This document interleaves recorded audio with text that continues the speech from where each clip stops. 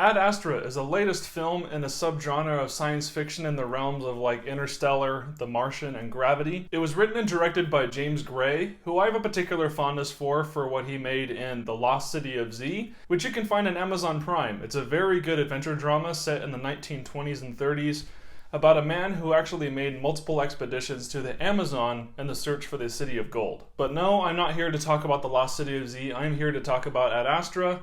And this movie is similar in that it does take another slow burn adventure style vibe. And our story follows an astronaut named Roy McBride, played by Brad Pitt, who one day is caught in an accident in which pulsating electric waves are being sent through the solar system and eventually reach Earth. And they present some very catastrophic and dangerous threats to society. And given Roy McBride's expertise and his experience in the military, they decide to send Roy on a mission to discover why these sonic waves are happening, especially since those shock waves seem to be coming from the last known location of his father, Clifford, who went on a different space mission many years before. And so here we have a movie in which Roy travels across the solar system to find his father and hopefully find a solution to save humanity. As you might have guessed for my praise of The Lost City of Z earlier on in this video, I was really excited for Ad Astra. I think James Gray is a very talented director from what I've seen, and he seems to have a good handle on making a slow burn movie that is very effective at character work. That skill set that he showed in The Lost City of Z was what I hoped to see from the story in Ad Astra,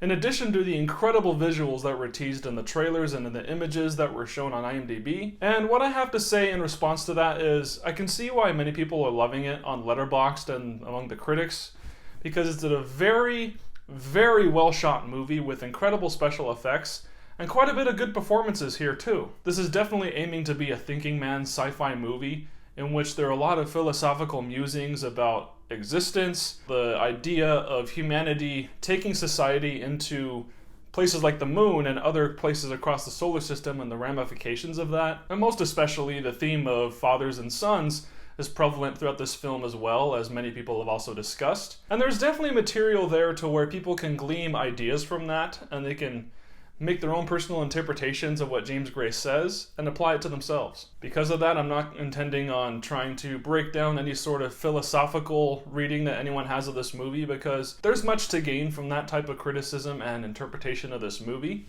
And I'm glad that people were able to both enjoy this as a piece of entertainment, but also take those ideas and apply them to themselves after experiencing what this movie offers. But for me, despite my love for indie film and stories that are full of messages and themes, I prefer a narrative that first makes sense and then offers me something in return. In this case, Ad Astra is a film that prioritizes themes and visuals over sense. What I mean by this is that after I was finished watching this movie with Justin and Jared, the Roundtable crew, we sat there for a second and trying to process the thoughts of what we just saw, and then as all three of us exited the theater, we kind of just stood there for maybe a good 20 minutes talking about the things that we liked, but most especially the things that we disliked, because when you think about the individual events that transpire in this narrative from point A to point B, not all of it really makes sense. Sure, you can look at a lot of deep thinking sci-fi movies and break down the science in those films, because ultimately you have to take creative liberties and stretch the truth a little bit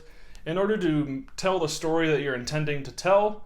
But with Ad Astra, I feel like there is so much here that when you look at it under close scrutiny, it honestly just kind of feels silly when you think about it. But I'm not really sure if James Gray is the person to blame here, because while I was thinking about this movie afterwards, it almost felt like James Gray had a lot of personality in the script, and it certainly comes across in his filmmaking. But in the time that transpired between the wrapping of filming, post-production, and then its eventual delayed release to September from May, I feel like the studio got in there and forced them to make some reshoots and creative decisions that changed up James Gray's original idea, so that it would be more commercially viable, more marketable, and have more entertaining sequences that audiences could latch onto. There are a number of action sequences that are in this film spread out across its runtime, which on a surface level are exciting. I mean, the opening sequence for sure is mesmerizing and very well done. It was hard to tell if they used CGI or not. But then you look at sequences like the space pirate raid on the moon,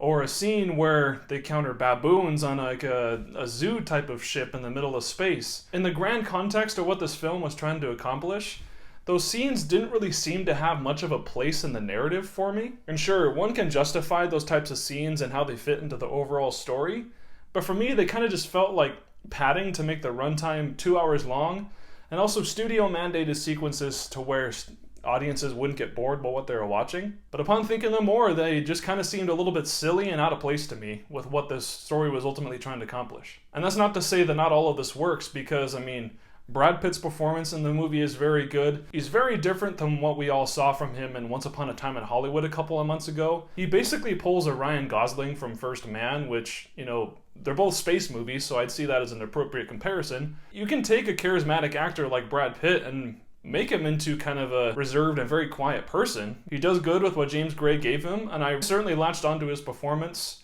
Not so much the character, though, because one decision that seemed to have been made, if my theory is correct about studio interference, is a very oppressive and very on-the-nose use of narration here. Others have praised the narration for how the film is able to get us into the mind of Roy McBride, but because of how well Brad Pitt was doing as just an understated, very expressive actor in these scenes, I think it could have done a lot better to either use minimal narration or make it more poetic, because a lot of the lines that are said in this narration that we hear is just so bland, surface level, and kind of cartoonish with some of the things that he says. Like literally, there is a scene in the movie where Brad Pitt causes the death of somebody, and then he literally says, like 10 seconds later, "Oh, I shouldn't have done that." And a lot of the inner dialogue that we hear from this character is like that. There's nothing that's really helping us understand what his mind should be on a deeper level. It's all just surface level ideas that we could glean just from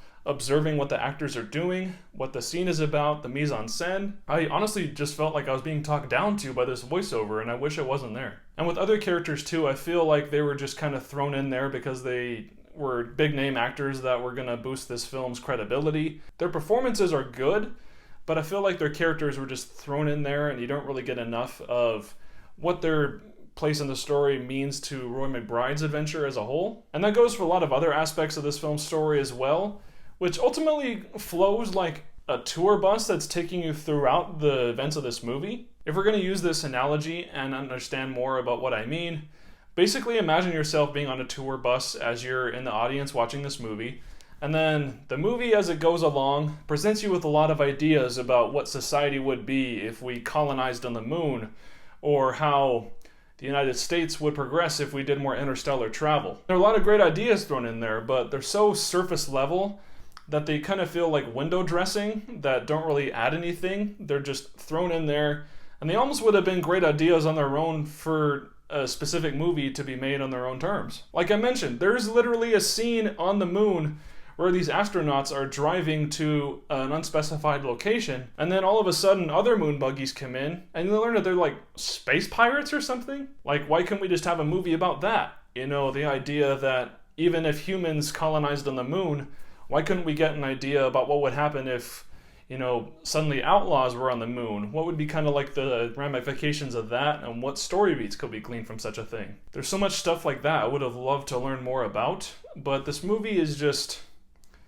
it's a mess. It really is. If you enjoyed it, that's awesome. If you're able to glean something from the story that touched you on a deeply personal level, then that's great too. But for me, just thinking a lot about what this movie was trying to accomplish versus what eventually happened in the editing room, there's just such a clash in tone and storytelling that didn't really work for me at all. I appreciate that James Gray was trying to make basically Apocalypse Now in space. That's a terrific idea, and I would have loved for it to work out, but I consider this to be as big of a disappointment as Midsommar, if not more so. It's a very beautifully directed movie with incredible visuals and good performances, but the core of what this movie is supposed to be with the story and the performances and what they ultimately are trying to build to, it just didn't add up. With that, I'm giving Ad Astra a C.